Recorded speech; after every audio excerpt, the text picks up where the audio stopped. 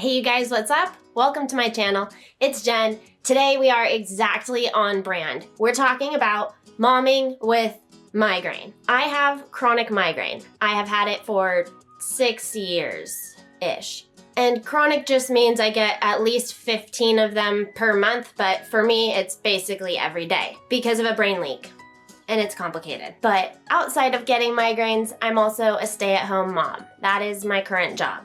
And it's very difficult to be a stay-at-home mom when you get chronic migraines. My girls are currently 2 and 1. They are only a year apart, so my plate is really full. I am constantly feeling overwhelmed with tasks. There is way too much stuff to do, not enough time, and even if there was enough time, my body certainly does not want to do it. So in this video, I wanted to talk about some tips and some things that I do to help manage that overwhelm and keep myself from getting overwhelmed in the first place. And it's not therapy this time.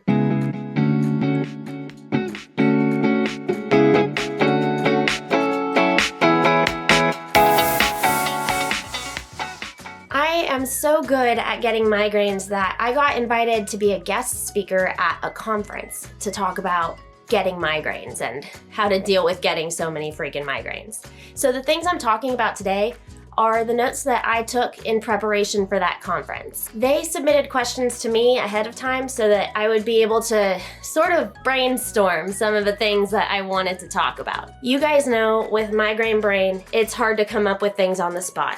These other pain sufferers got that. So let's go over the things that I noted for them because odds are you'll appreciate these things too. I hate to be obvious, guys, but sleep. Just sleep. Sleep is a priority. Don't doom scroll Instagram until 2 in the morning. Go to bed. 9 p.m., you feel really tired, there's nothing else going on, you're about to put on Netflix? Go to bed. Just go to bed. Trust me, if you have a regular sleep schedule, your body will thank you. And especially if you are going from irregular to regular sleep schedule, you're gonna freak out at how much better you feel. This one I'm super guilty of. Meals. Don't skip meals. I skip lunch like almost every day. It's horrible. I'm guilty. Don't skip meals. Prioritize nutrient-dense whole foods. Not bags of food like Cheetos. Don't have a different flavor of bagel for each meal and then call it a day because at least your belly is full. That's not eating, that's not nourishing your body. I saw a big improvement in my health when I started seeing my food as a way of nourishing my body, not just as a way of making sure that I was not hungry. I never liked the feeling of being hungry. I'm hungry all the time and I have a really fast metabolism because of POTS. So I'm basically always hungry. I hate that feeling. I used to just eat in order to not feel that feeling. And now, especially being a mom, I'm constantly feeding my babies. I obviously want to also give them nutrient-dense foods. I should be doing that for myself. When I think about what foods would be best to literally build a new human, because that's what the babies are doing, is building themselves a human, it's easy for me to imagine what foods would be best to give them. I think it's hard for us as adults to realize or to remember that we are also constantly regenerating our cells. We are constantly making human things. So we need to eat things that are like good for us. And if you're getting chronic migraines, diet is a great place to start. Sleep is a great place to start. Regulate your blood sugar. Start with a nice big hearty breakfast. Trust me. Another one I was good at till we traveled and now I'm really bad at, water. Friendly reminder, did you drink enough water today? But the problem that I have had with my migraine stuff is that just water isn't enough. I also need to do electrolytes, salt and things, but not just table salt, not just sodium. You also need potassium and magnesium. Magnesium is extremely important for people who get migraine. I use NED products to get my magnesium. NED also has great CBD products if you'd like that for your migraine. And some people use those liquid IV packets as well. I love those. They actually do help me feel pretty good if I have them after a meal on a day that I'm feeling kind of sluggish. But they do contain ingredients that some people don't like. So check the ingredients list as always. I drink that sugary drink after a meal because that helps regulate the blood sugar. You want protein and fat together with your carbs and then sugary stuff after. Long story. but it helps regulate your blood sugar. And the more regular your blood sugar stays over the day, the less severe that migraine attack is gonna be when it comes. For me, this is not medical advice. Sometimes there are those days that the brain just won't turn on. You have a huge to-do list, you have mentally taxing tasks, or maybe physically taxing tasks that you need to do today, and you just can't do it. I don't know about you guys, but when I find myself in a pickle, when I get overwhelmed, I tend to just totally shut down. I will sit and I don't know, try to make myself a new to-do list of stuff that maybe I can do now, or I will sort of bounce between tasks because I think that somehow that will save time and I can't focus. All of these things are totally natural. It comes with the territory of having a neurological disorder where your intelligence can fluctuate so much from hour to hour. Naturally, it is super confusing if 1 minute you're doing okay, you're functional, you're working, and then 20 minutes later you realize oh, wait a minute. Everything is actually taking way longer than it should. Maybe my migraine is coming. I don't get surprised like that anymore because I have my service dog, but I remember those days. When times like those happen, 5 minutes of decompression is literally all it takes. I get warnings from Buddy that a migraine is going to come later, and then I get another warning before it's really bad. But in between the warnings, I have this steady decline where somewhere in the middle, I'm probably yawning a lot, I'm probably irritable, and then I'm probably cognitively slower and not even really realizing it. Take 5. Don't be afraid to take 5.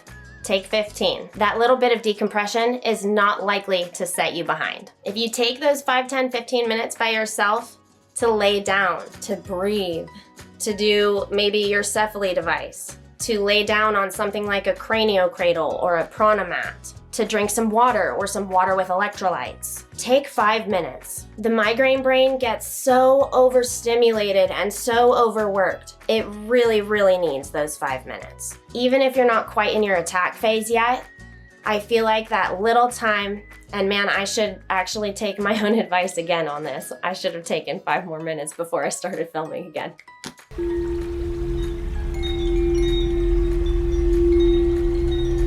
When my brain isn't working, I use someone else's brain. Usually my husband's brain, but sometimes you guys. One thing I talk out a lot with my husband is what tasks I should prioritize today. Whether it be around the house, with the babies, learning objectives, even sometimes things as personal as my own personal hygiene. Don't be ashamed of having a neurologically different brain. Sometimes tasks are hard for your brain, but easy for normal people, like pants. Sometimes I don't understand what direction my pants go or why the leg is doing the weird in-out thing. I use my husband's brain. A less severe example, emails. Sometimes emails are super hard for me to word. My husband can do it in 2 minutes. It would take me 20.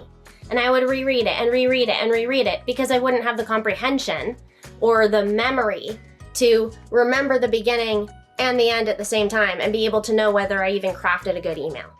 Use someone else's brain. It's easy for them. They don't have a migraine brain. Hopefully. And along the same lines as using someone else's brain is using someone else's body. I really adopted this well when I was pregnant because I was like, I'm pregnant, I can't carry things. It really made a lot of sense. But now with my leak, I'm like, I'm leaking, I can't carry anything.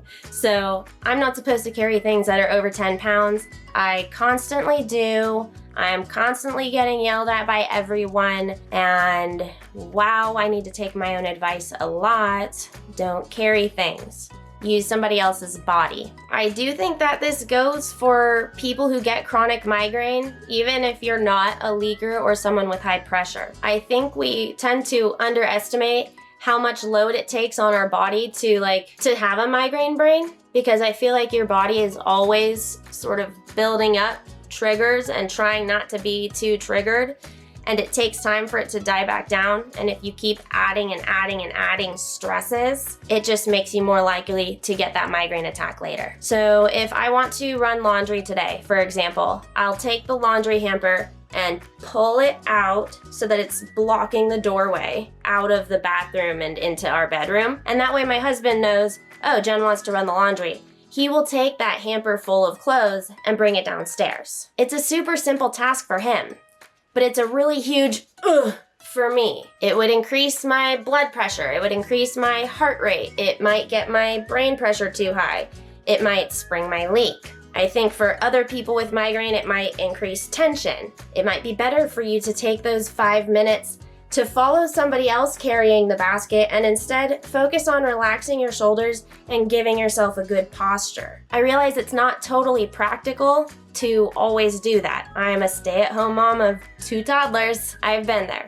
Most of the time I end up just carrying stuff by myself. But when I keep all these little things in mind, slowly but surely I'm able to start implementing things that put this stuff in place so that I am doing less and less lifting over time. If I plan ahead by moving that laundry hamper in the morning so that my husband can move it in the morning, then later on I'm not in the pickle where the laundry hamper isn't in the right place for me when I'm trying to do it during nap time. It takes time to think of that in the morning, like when I'm getting dressed I think, oh, do I want to do laundry today? That mindset shift takes time, but now that mindset shift is done. Think about things like that you could do in your life. What can you implement this week?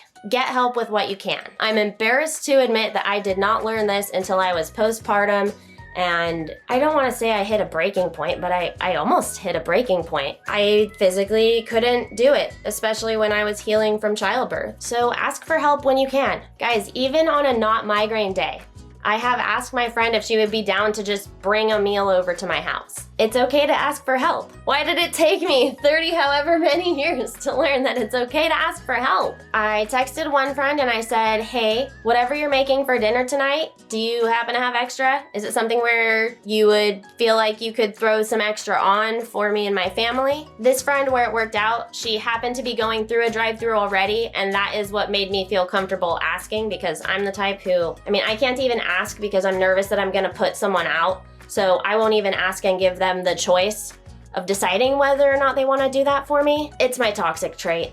I'm working on it. This is a great way that I worked on it though, guys, really.